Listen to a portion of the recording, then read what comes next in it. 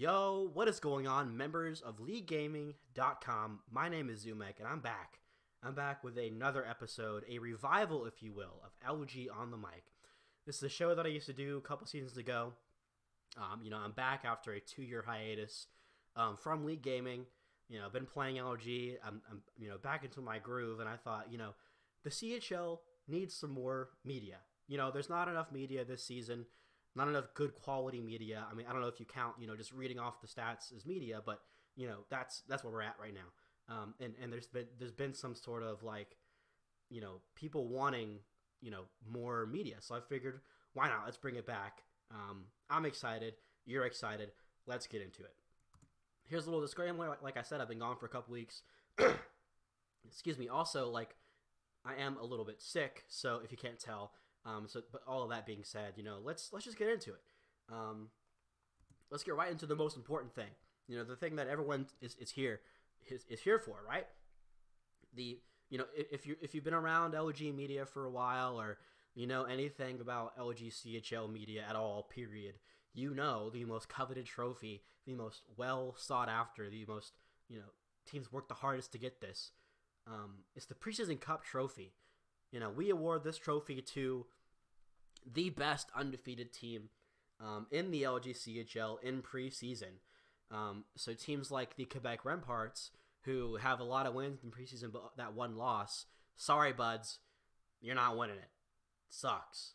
However, a couple honorable mentions. We got the 2-0 Kelowna Rockets beating Niagara twice in preseason, and the Edmonton Oil Kings 2-0 beat the Drakkar twice. However, this season, season 47, the LGCHL Preseason Cup World Champions, the Charlottetown Islanders. They went 3-0, beating the likes of the Flint Firebirds and the Regina Pats twice.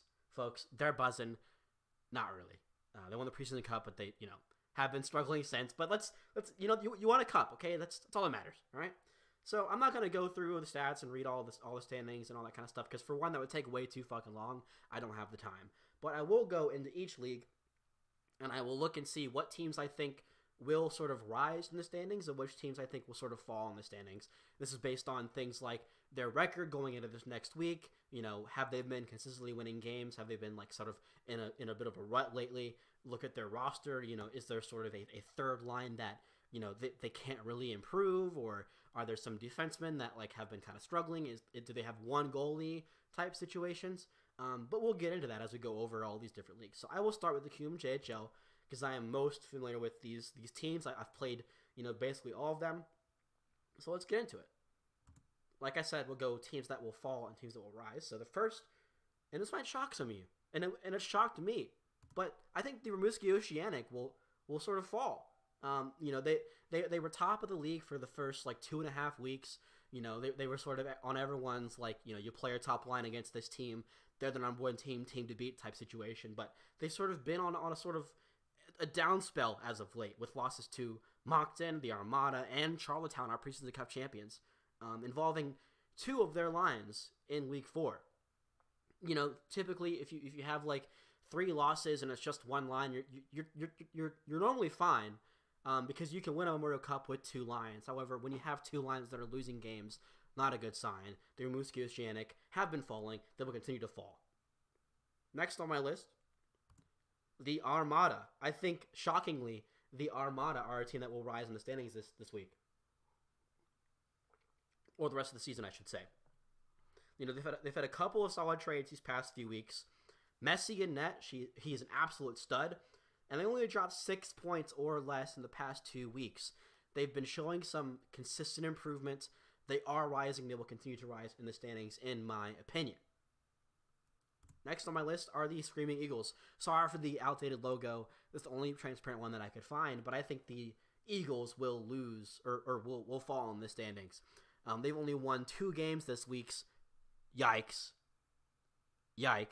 against the Sea Dogs and the fours, whatever the fuck they're called. Anyways, yeah, that's one of my teams that I think will fall in the standings as well. And shockingly, this last team that I think will rise is the Drakkar. They have big wins in week 3 against the Oceanic and the Moncton Wildcats, and they even beat the Voltigeurs in week 4. And they actually got a pretty big pickup, a good solid few pickups, but a very, very, very huge pickup. And that brings us to my next segment. I'll keep going with the other leagues, but this is even more important. The management blunder of the quarter, I guess. It's been the first 3 weeks. And in my opinion, this is sort of the biggest management blunder that we've seen sort of so far this season, and that is waiving Tweak for VC. Now, 809 is a good save percentage. Not the best, right? I'll give you that. But 6-0? I mean, when I'm looking at the other goalie, he went 1-2 with a better save percentage, keep in mind, however. But still 1-2 versus a 6-0 goalie. You don't want to waive the 6-0 goalie, right? And the guy they called it, they waived him for an NCAA goaltender who was killing it in the NCAA. But I don't think you make a decision like this. Personally, I mean, maybe trade Tweak if you want to get that NCAA kid up there, but like waiving Tweak for VC, you're just asking him to get claimed. You're just giving away a goaltender for free, and the Drakkar have been insanely better, like night and day difference since they picked up Tweak for VC. And just so we know, like what this trajectory changed for the Halifax Mooseheads. This was the week after they let go of Tweak for VC. Yikes. Boys, do better. This was not the move you needed to make, and the Halifax Mooseheads are struggling because of it. It's a breakdown, folks. It's a breakdown. Now, moving on to the OHL. I know a little bit more about the OHL than the other leagues, but still not as much as the Cuban JHL. So if I say your team's bad, I'm sorry. Not really. Teams that I think will fall. First, the 67s. Now, I know what you all are thinking. Oh, you're just mad you got traded. You know, but however, I have some big respect for their management. You know, Big Door's a really good guy. I just think it's really tough when you have a third line forward who you just cannot send down because he's the owner. Sorry. However, they were top of the league, you know, pretty up there for the first couple weeks, and they've been consistently struggling. That's because that third line and the second line. Teams I think will rise. Maybe this is a big asterisk because they have to have a lot happen for them to rise, but I think the Brampton Bulldogs have shown some signs of life. Their roster just needs to work out a few kinks. You know, they recently acquired this guy named Tai Chai 66. And he doesn't look very good, but they need him to produce. And if he can produce, if their team can, you know, be consistently good on all 3 lines, I think they have a potential to rise this season. Another team that I think will fall are the Kitchener Rangers. You know, third in the OHL currently, but I think they will fall. And they've shown some signs of falling as of late. They traded for Killzone this season, or before this week, I should say. And they traded B-More for Killzone. Now, there were some other pieces, but like when you're looking at the direct 1-to-1 Killzone and B-More, it doesn't make much sense, folks. It does not. B-More is clearly the better player, and Killzone has not been playing great this week. Only a matter of time before this roster starts playing bad in its current state, folks. Just saying, the Kitchener Rangers will fall. And lastly, but certainly not least, the team that I think will rise. And this is, you know, we're sort of like looking for teams, sort of like looking in between the lines, folks, for teams that will rise. But I think out of all the teams that are like sort of in that bottom tier of the OHL, I think the London Knights have the best chance to rise this season. 5-4 week with a win over the top OHL team. Got to work on their third line for sure. But the London Knights, I think, will rise.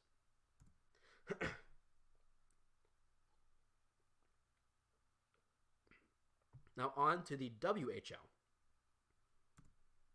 I think the Calgary Hitmen will fall, folks. I'm sorry. I just, you know, they were dead last in the CHL period early on in the season. They made a couple of really good trades, you know, rebuilding their team. They kind of climbed up the ranks, and then they've sort of shown some more cracks as they've made more moves. And they're gonna fall, folks. Hate to break it to you. You know, free ran, however you say the name of their goalie, sub 800 save percentage. Ouch. You know what I mean? That's kind of like that benchmark, right? 800 above You're decent, below, you're dog shit. Sorry. Teams that I think will rise, and I didn't have another team that would fall, so sorry about the two rising, but I think the Medicine Hat Tigers had a great week this week. They look like they're starting to put it together. Roster looks pretty even up to down. They just need to keep their momentum. They just need to keep their momentum going in the next week. If they do that, they could rise. I got the Swift Current Broncos as well. They had their best week this week since week 1 with only 2 losses. Its Bender looks like a stud in net. He could carry them to some rising in the standings, if you will. Now, so what the fuck is this, right? I've been gone for a couple seasons. Maybe I'm a little old, but like NAJHL, what the fuck is this? This is a fake league. All right, it's fake. It doesn't matter. It's fake. There are even some teams in this league that no longer exist anymore. I get wanting to expand the league, but as a simulation hockey league, this ruins the immersion, folks. What about my immersion? All right. However, we're gonna talk about it, I guess. Like it kind of matters. Whatever. Teams that I think will fall are the Seattle Thunderbirds. 4 wins this week and 3 wins the previous week, so we could see them dropping out of a playoff spot in the next few weeks, I believe. Teams that will rise, the Wenatchee Wild, however you say that. Only 2 losses this week. They beat the Jackals atop in the NHAHL, but they have a third line center who cannot be sent down. Gonna be tough, but I think they will rise. The Flint Firebirds, I think they'll fall. Only 3 wins this week, and their defense looks pretty bad statistically. Gotta make some moves there to get that defense better. I think they'll fall. Excuse me.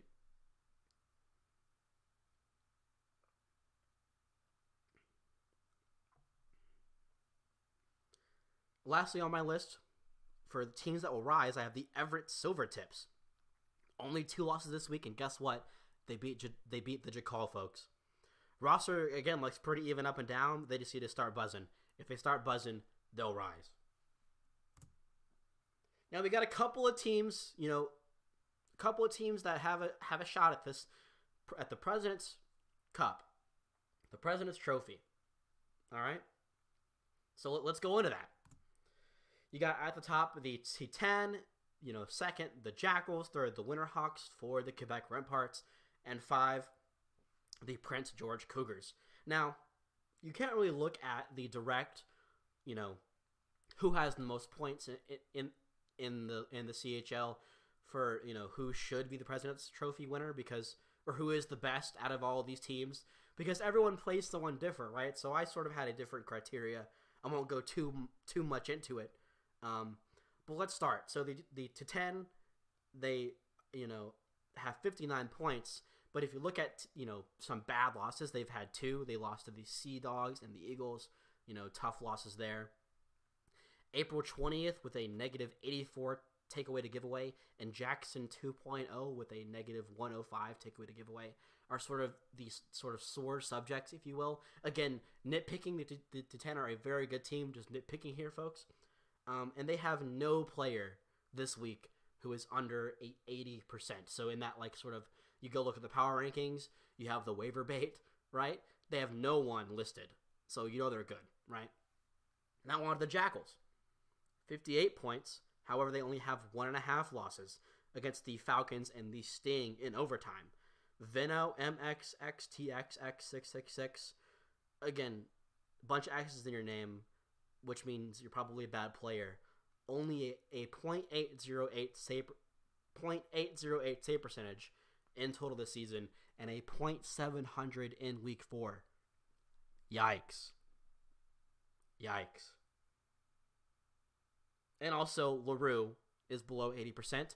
He is waiver bait. I mean, to be fair, out of all the players that are on waiver bait, he's a good player. But still, to have yourself on a waiver bait, your team is not solidly built all around. Gotta make some moves, the Jackal, if you want to win that President's Trophy. Now we got the Winterhawks with 56 points. They have 3 bad losses against the Spokane Chiefs, the Wild, and the Erie Otters. Blaze Yeager with a negative 111 takeaway to give away. No one on waiver bait. Now, my team, the Quebec Remparts, I think we're buzzing. I think we have a solid team. We have maybe a couple of kinks to sort of work out. Maybe some lines that might need some slight adjusting. Maybe that third line. But again, I think we're a very good team. I love playing behind these guys every single game, every single week. But they've had some bad losses, 3.5. Mitch, love you, buddy. Less than 2 points per game as a center is not, ideal if you're trying to win a Memorial Cup. Couple of minor issues with one line, like I said, and a little bit less with another. No one on waiver bait. Every single player on this team is a good player. Just got to make some minor improvements if we want to win that Memorial Cup or that President's Trophy. And the Prince George Cougars, I remember for a long time, everyone's like, this is the team to beat. This is the Memorial Cup winner. They're the best in the CHL, period, point blank. They've kind of dropped a little bit, slightly, these past couple weeks. With 3.5 bad losses. Owner Mabs05 with a negative 143 takeaway to giveaway. One of those situations where, you can't really waive someone because he's your owner, right? Defense could be better as well. And again, no one in waiver bait. So, looking at all of these sort of factors, if I were to pick one team that I think is the best team in the CHL, the team with the best chance to win the President's Trophy, I think it's the Jackals. Despite all that I've talked about with the waiver bait and stuff like that, I think they have the best shot at being that top team at the end of the season. Again, they're in the NAJHL, a fake hockey league, but I think it's sort of weaker than the rest of the CHL, and they could come away with that President's Trophy. Thank you guys for watching. Short show. Not exactly going to do this every week. As much as this was a very, very short show, it was a lot of work to, research the leagues that I didn't know about, put this cute little slideshow together. But no, thank you guys for watching, and, leave a comment if you liked it or, you didn't like it, whatever, you think I'm a shitter, go for it. See you guys in a couple weeks.